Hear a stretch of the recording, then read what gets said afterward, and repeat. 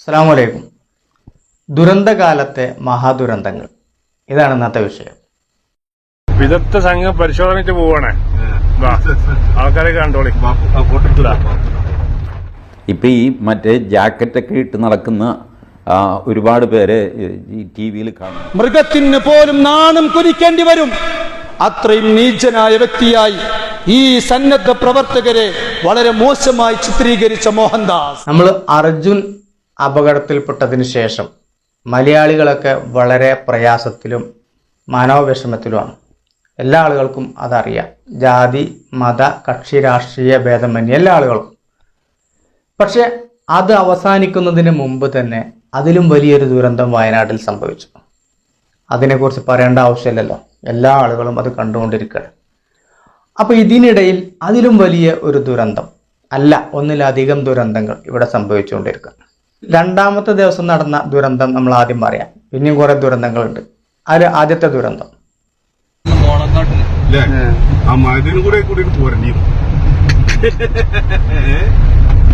വിദഗ്ധ സംഘം പരിശോധനയ്ക്ക് പോവാണേ, ആൾക്കാരെ കണ്ടോളി.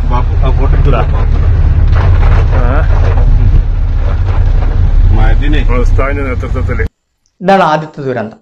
ഇത് വഹാബി ദുരന്തമാണ്. എന്താണെന്ന് ചോദിച്ചാൽ, ഈ പ്രളയത്തിൽ, ഈ മണ്ണിടിച്ചിൽ, ഈ വെള്ളപ്പാച്ചിലിൽ മഅദിൻ എന്ന സ്ഥാപനം കൂടി പോന്നിരുന്നെങ്കിൽ, ഇതാണ് ഈ വാഹനത്തിലിരിക്കുന്ന ആളുകളുടെ ആഗ്രഹം. ഇത് പറയാനാവില്ല എന്ന് വിചാരിച്ചാണ്. പക്ഷേ ഇത് മനസ്സിലാകാത്ത കുറേ ആൾക്കാരുണ്ട്. ചില ആൾ മനസ്സിലാക്കിയിട്ടുള്ളത്, ഞാനൊരു ചർച്ച കേട്ടു, അതുകൊണ്ടാണ് പറയണത്, മഅദിന് ഇപ്പോൾ ഒരാളല്ലേ, മഅദനി എന്നാണ് ഇവർ കേട്ടിട്ടുള്ളത്. ആരാണെങ്കിലും പറയാൻ പാടില്ലല്ലോ. മഅദൻ എന്ന് പറഞ്ഞാൽ വലിയൊരു വിദ്യാഭ്യാസ വിപ്ലവ പ്രസ്ഥാനമാണ്, വലിയൊരു വിദ്യാഭ്യാസ സമുച്ചയമാണ്. ആയിരക്കണക്കിന് മക്കൾ അവിടെ പഠിക്കുന്നുണ്ട്. അവിടുത്തെ മക്കളെ കുറിച്ച് പറയുകയാണെങ്കിൽ അതിലും വലിയ കഷ്ടമാണ്. എന്നുവെച്ചാൽ സംസാരിക്കാൻ കഴിയാത്ത കുട്ടികൾ, കണ്ണ് കാണാത്ത കുട്ടികൾ, അംഗവൈകല്യമുള്ള കുട്ടികൾ, മന്ദബുദ്ധിയുള്ള കുട്ടികൾ, ഇങ്ങനെ ഒരുപാട് ചെവി കേൾക്കാത്ത കുട്ടികൾ, ഇങ്ങനെ ഉള്ള മക്കളടക്കം ആയിരക്കണക്കിന് വിദ്യാർത്ഥികൾ പഠിക്കുന്ന ഒരു വലിയ വിദ്യാഭ്യാസ സമുച്ചയമാണ് മഅദിൻ. ഇന്ത്യൻ മണ്ണിത് നമ്മുടെ മണ്ണ്, മാനം കാത്തൊരു സുന്ദര നാട്. ഇന്ത്യൻ മണ്ണിത് നമ്മുടെ മണ്ണ്, മാനം കാത്തൊരു സുന്ദര നാട്. ജീവൻ ത്യജിച്ചു പൂർവികരങ്ങ് നമ്മിൽ തന്നൊരു ബഹുസ്വര രാജ്യം. ജീവൻ ത്യജിച്ചു പൂർവികരങ്ങ് നമ്മിൽ തന്നൊരു ബഹുസ്വര രാജ്യം. ഹം സബ് ഹമേശ ഭായി ഭായി. ഈ മഅദിനെങ്ങാനും ഒലിച്ചു പോയിരുന്നെങ്കിൽ ഈ മക്കളൊക്കെ വെള്ളത്തിൽ പോകും അല്ലേ? അപ്പോൾ ഇവർ ആഗ്രഹം നോക്കുകയാണെങ്കിൽ എത്ര ആൾ മരിച്ചാലും പാടില്ല ഇവരുടെ സംഘടനാ സങ്കുചിതത്വം. അതാണ് വഹാബിസം. വഹാബിസം നാടിന് ആപത്താണ്. മനസ്സിലായങ്ങൾ? ഇത് എങ്ങനെയാണെന്ന് അറിയാം. ഇത് പ്രസംഗിച്ചൊന്നുമല്ല, അവർ മാത്രമുള്ള ഒരു വാഹനത്തിൽ വെച്ച് നടന്ന ചർച്ച. ഈ കൂട്ടത്തിൽ ഒരു സ്കൂൾ അധ്യാപകനുണ്ട്, സ്കൂൾ മാഷ്. ഇദ്ദേഹത്തിൻ്റെയൊക്കെ ക്ലാസ്സിൽപ്പെട്ട കുട്ടികളെ കഷ്ടകാലല്ലേ. മറ്റൊന്ന് പള്ളിയിലെ മുജാഹിദ് പള്ളിയിലെ ഖത്തീബാണെന്ന് കേൾക്കുന്നു. ഇത് പറഞ്ഞത് ഇവരല്ല കേട്ടോ, അത് നമ്മൾ കൂട്ടത്തിൽ പറയണം, കുറ്റപ്പെടുത്താൻ പറ്റില്ലല്ലോ. പറഞ്ഞത് വാഹനം ഓടിക്കുന്ന ആളാണ്. ഒരു പ്രാവശ്യം പറഞ്ഞ് നിർത്തിയിട്ടില്ല, അതിന് ശേഷം അവരുടെ ചർച്ച മഅദിനാണ്, വേറെ കാര്യം. അതായത് വീഡിയോന്റെ ബാക്കി കേട്ടാൽ മനസ്സിലാവും. അത് അവർ തിരുത്തിയില്ല എന്നുള്ളതാണ് അവരുടെ പ്രശ്നം. അവർ മനസ്സിൽ അതുണ്ടായിരിക്കാം, അല്ലെങ്കിൽ ഇല്ലായിരിക്കാം, പക്ഷെ അവിടെ വെച്ചത് തിരുത്തില്ലേ, അങ്ങനെ പറയാൻ പാടില്ല ഈ സമയത്ത് എന്നവർ പറയാത്തതാണ് അവരിൽ ഞാൻ കാണുന്ന തെറ്റ്. ഇവർ പോകുന്ന വയനാട്ടിലേക്കല്ല, ഇവർ കടലിൽ നിന്ന് പോയാലോ വെള്ളം കാണാൻ പോവാണ്. നമ്മൾ വിചാരിക്കും എന്നാൽ മഅദിനിലുള്ള ആളുകളൊക്കെ അവിടെ വളരെ വിശ്രമത്തിൽ AC റൂമിൽ ഇരിക്കുകയാണ് അല്ലേ? അല്ല മക്കളെ, ഇവർ ഈ വർത്താനം പറയുമ്പോഴും മഅദിനിൻ്റെ സാരഥി അങ്ങ് വയനാട്ടിലാണ്. കോരിച്ചൊരിയുന്ന മഴയത്തും അവിടെയുള്ള ആളുകളെ ആശ്വസിപ്പിക്കാനും അവർക്ക് വേണ്ട നേതൃത്വം നൽകാനും അവിടെ തൻ്റെ സംഘടനയിൽപ്പെട്ട ആളുകൾക്ക് നിർദ്ദേശങ്ങളും സഹായവും ഒക്കെ നൽകാനും അവിടെ നേരിട്ടെത്തിയിരിക്കുകയാണ്. ഇവരിവിടെ പറയുമ്പോഴും ഈ മഅദിനിൻ്റെ ആളുകളും മഅദിൻ്റെ സാരഥിയും ഒക്കെ എവിടെയാണ്? ദുരന്തമുഖത്തുണ്ട്. കണ്ടോ, ഈ മഅദനിനെയാണ് ഈ പറയുന്നത്. ആഗ്രഹം എങ്ങനെയുണ്ട്? പല ആളുകളും തിരുത്തും മാപ്പൊക്കെ ആയിട്ട് വന്നിട്ടുണ്ട്. അത് അവരായി അവരെ പാടായി. ഞാനത് പറയാൻ കാരണം വേറെയും ദുരന്തങ്ങൾ ഉണ്ടായതുകൊണ്ട് ഈ ദുരന്തം പറയാതെ പോയാൽ നമ്മളൊരു പക്ഷപാതം കാണിക്കലാവും. ഇതാണ് വഹാബി ദുരന്തം. ഇനി സംഘി ദുരന്തം എന്നൊരു ദുരന്തമുണ്ട്. അതാണ് ഈ കാണുന്നത്. ഇപ്പം ഈ മറ്റേ ജാക്കറ്റൊക്കെ ഇട്ട് നടക്കുന്ന ഒരുപാട് പേര് ഈ ടി വിയിൽ കാണാമല്ലോ.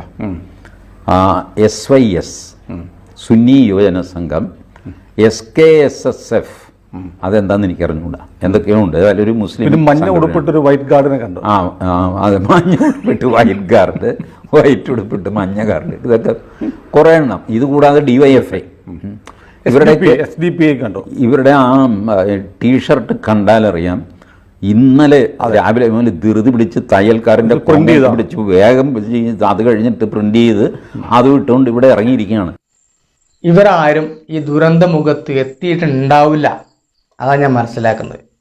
അതായത് ഇവർ പറയുന്നത് തെറ്റിദ്ധാരണയോട് പറയാവും അല്ലേ? അങ്ങനെയാണ് സാധ്യത. കാരണം SYSന്റെ സാന്ത്വനം, അതുപോലെ പിന്നെ വൈറ്റ് ഗാർഡ്, വിക്കായ, ഇങ്ങനെ തുടങ്ങി കുറേ സംഘടനകൾ, SDP ഒക്കെ പറയേണ്ടി വരും. പക്ഷെ ഇവർ ഇതൊക്കെ പുച്ഛിക്കാൻ വേണ്ടി പറയണം. ഇവരൊക്കെ സേഫായ സ്ഥലത്ത് അവിടെ ഇങ്ങനെ പോയിരുന്നിട്ട് ഇങ്ങനെ ഹോസ്പിറ്റലിലും സ്കൂളിലും അങ്ങനെ പോയിരുന്നിട്ട് ഇങ്ങനെ ആളാവുകയാണെന്നാണ് പറയണേ. അങ്ങനെ ഇപ്പോൾ ഇവർക്കും പോയി ആളാവാലോ, അതിനൊന്നും പോയിട്ടില്ല. പക്ഷെ മേത്തൊന്നും ചളി വീരല്ലാതെ ഡ്രസ്സൊക്കെ പുതിയതാണ്, അതായത് കോട്ട്, അതായത് അപ്പം അടിച്ച് തയ്ച്ചുകൊണ്ട് ഇട്ടതാണെന്നാണ് പറയണത്. അപ്പം തെറ്റിദ്ധാരണയാണത്. ഇവർ സ്ഥിരം ഡ്രസ്സല്ല ഈ കോട്ട്. ഈ സന്നദ്ധ പ്രവർത്തകരുടെ സ്ഥിരമായി അവർ ജോലിക്ക് പോകുമ്പോൾ ധരിക്കുന്ന ഡ്രസ്സല്ല ഈ കോട്ട്. അത് മടക്കി സൂക്ഷിച്ചു വെക്കും. വേറെന്തെങ്കിലും വിഷയം ഉണ്ടാകുമ്പോൾ അതേ ഇടുള്ളൂ. ഈ യൂണിഫോമിന് മറ്റൊരു വിഷയം ഉണ്ട്, അത് പിന്നെ പറയാം. അപ്പോൾ അതുകൊണ്ടാണ് ഇയാളെ തെറ്റിദ്ധാരണ ആവാനാണ് സാധ്യത.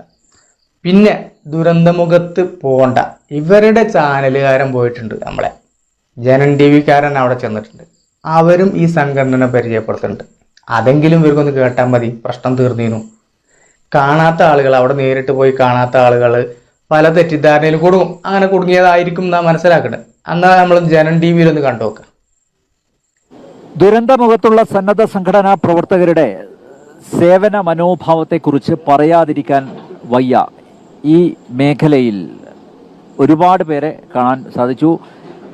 SYSന്റെ സാന്ത്വനം സംഘടനയുടെ ജില്ലാ കോർഡിനേറ്റർ ഷമീർ ഉൾപ്പെടെയുള്ള ചിലർ എന്നോടൊപ്പം ഉണ്ട്. അവരുടെ അനുഭവങ്ങളെക്കുറിച്ച് നമുക്ക് നേരിട്ട് ചോദിച്ചറിയാം.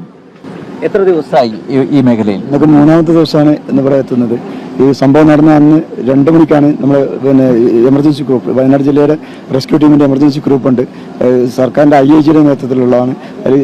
ആ ഗ്രൂപ്പിൽ വിഷയം വരികയും 2-3 ആളുകൾ നേരിട്ട് വിളിക്കുകയും ചെയ്തപ്പോൾ പെട്ടെന്ന് തന്നെ നമ്മളെ റെസ്ക്യൂ ടീമിൻ്റെ ഗ്രൂപ്പിൽ അറിയിക്കുകയും ഫോൺ ചെയ്യും. അത്യാവശ്യം കിട്ടുന്ന ആളുകളെ മാത്രം കൂട്ടി 2:45-3 മണിയാകുമ്പോഴത്തേനും ഇവിടെ നിറം നോക്കാതെ, ജാതി മത വർഗ വർണ്ണം നോക്കാതെയുള്ള നിസ്വാർത്ഥമായിട്ടുള്ള സേവനം, എന്തായാലും SYSന്റെ പ്രവർത്തനം ശ്ലാഘനീയമാണ്, മഹനീയമാണ്.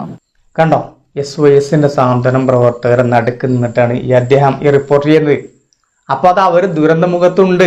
പിന്നെ പറയുന്നത് വൈറ്റ് ഗാർഡ്, മഞ്ഞ കോട്ടിട്ടുണ്ട്, മഞ്ഞ യൂണിഫോമിൽ വൈറ്റ് ഗാർഡ് എന്ന് പറയുന്നുണ്ട്.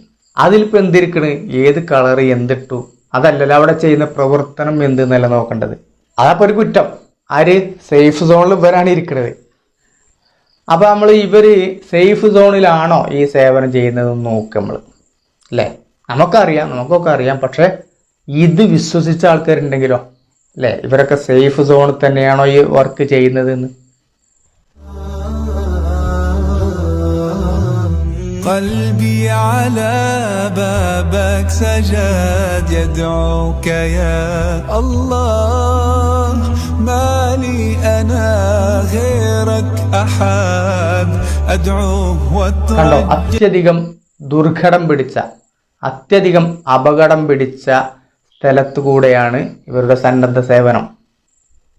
സേഫ് സോണിലൊന്നുമല്ല, കാടും മലയും പുഴയും മരങ്ങൾ നിറഞ്ഞ സ്ഥലം, കല്ലും മുള്ളും എല്ലാം ഉള്ള പ്രദേശത്ത് കൂടിയാണ് പ്രവർത്തനം.